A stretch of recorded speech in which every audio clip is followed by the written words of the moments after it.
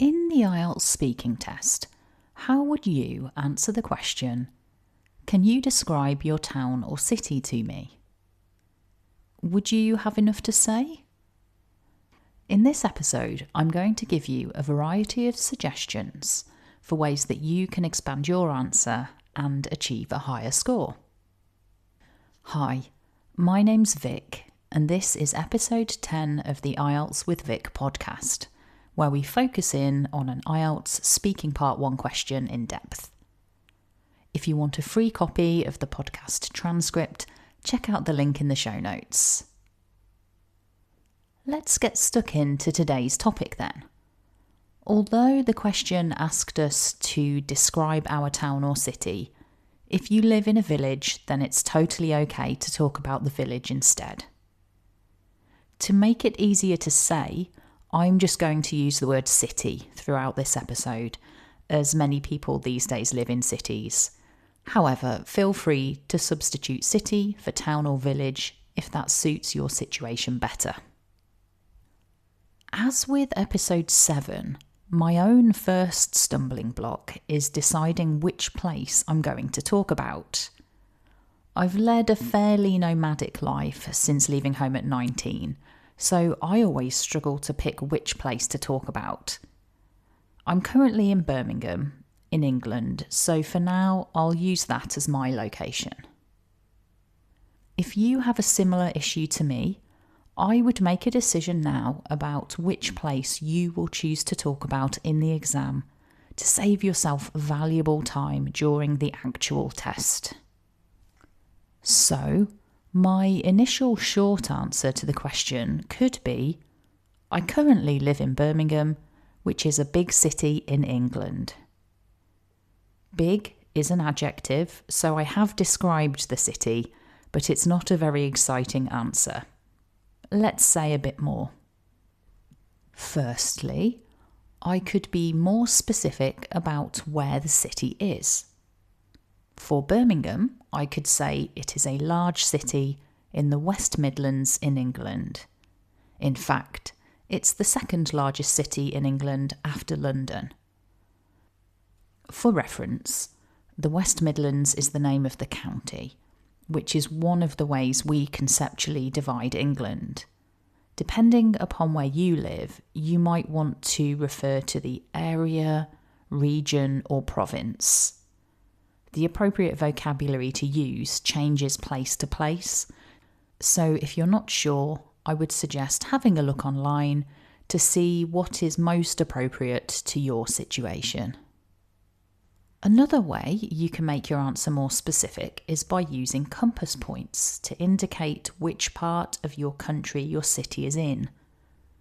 The 4 cardinal points are north, south, east, and west, and we can combine those to be more specific: northeast, northwest, southeast, and southwest.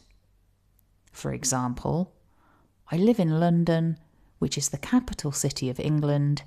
It is located in the southeast of the country. Another aspect of location that feels relevant to me is that Birmingham is a landlocked city. It's not close to the sea. I love being near the sea, so this is something that feels personally relevant to me. Conversely, if I were describing a place near the coast, that's probably something I would choose to mention.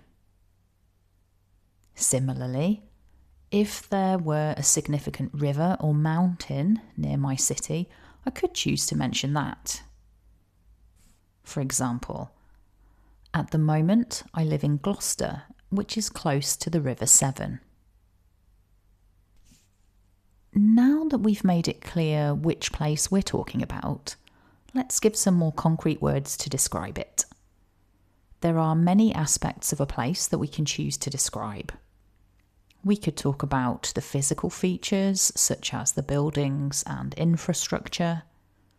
We could mention the environmental aspects, such as noise and cleanliness.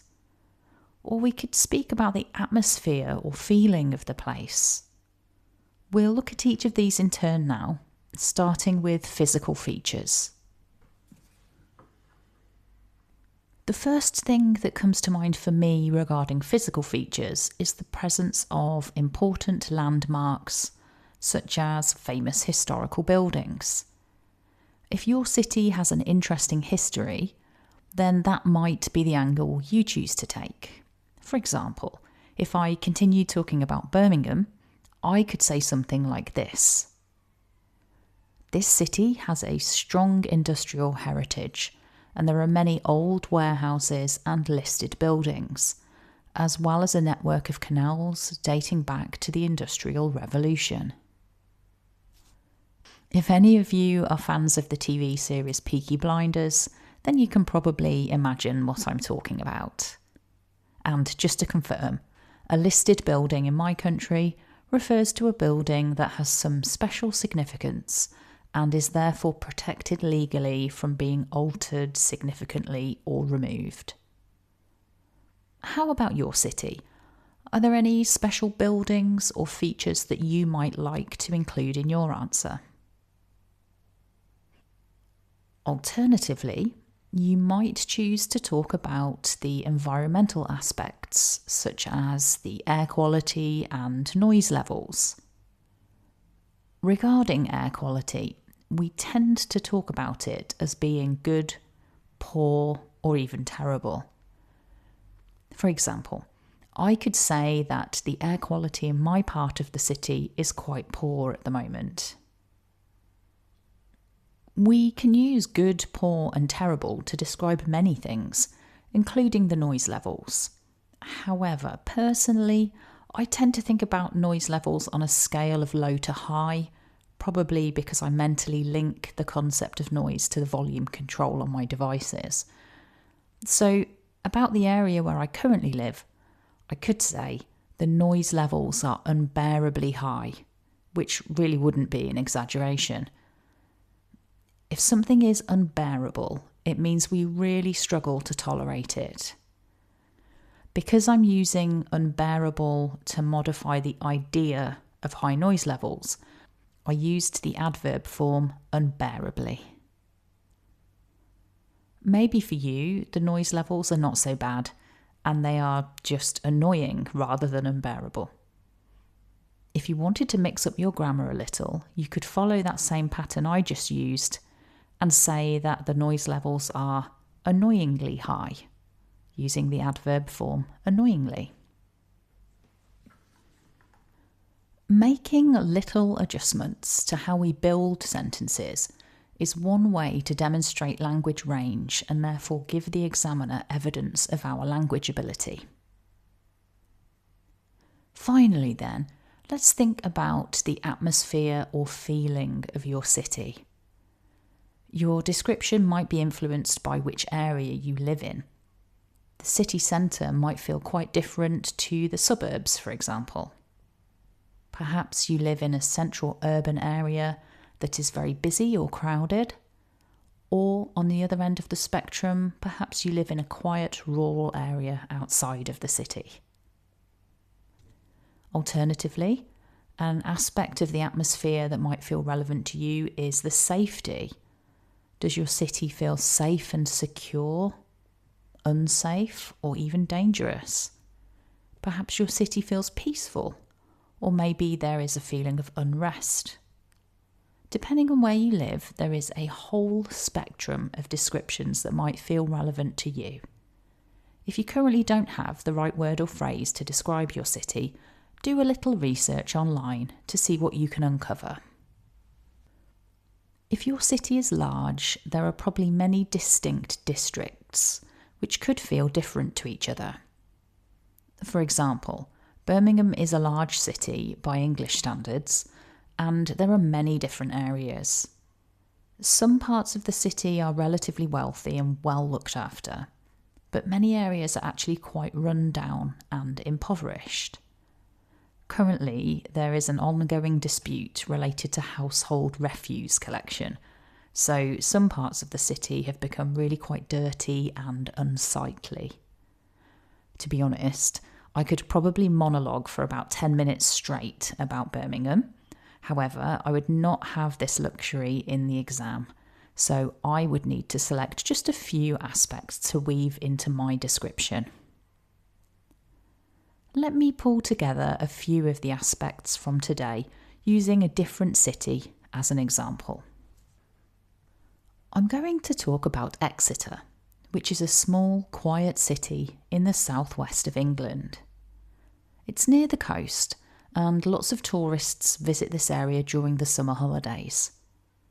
The city centre is a little old-fashioned, but it's clean, and there doesn't seem to be much pollution. I would describe the atmosphere as really relaxed and peaceful. In that example, I focused more on the atmosphere and environment because Exeter itself isn't particularly famous for anything. However, if I were talking about a city with famous monuments like Paris, I would probably focus more on that aspect. For yourself, have a think about the key aspects of your town or city and focus on those. To summarise then, to expand your answer, you could give specific information about where the city, town or village is within your country. You could mention which region or province it's in, or use compass points to be more specific. If there is an important feature such as a river or mountain, you might choose to mention that. Other aspects you could describe are the physical features such as buildings, the environmental aspects such as noise, or the atmosphere, feeling of the place. As always, please don't try to fit all of these things into your part 1 answer, as that would be too long. Just pick a few aspects which feel most relevant to you. Now that we're coming to the end of this episode, I highly recommend taking a few minutes to create your own personal answer to the question, can you describe your town or city to me? If you like, you can post your answer in the comments and then I can give you some feedback on it. So go ahead, describe your city, town or village in the comments section. Thanks for joining me today, and don't forget, if you want a free copy of the podcast transcript, then head over to my IELTS blog and fill in the form. See you next episode for more phrases and tips to level up your IELTS speaking test score and achieve your English learning goals. Thanks for listening and have a great day.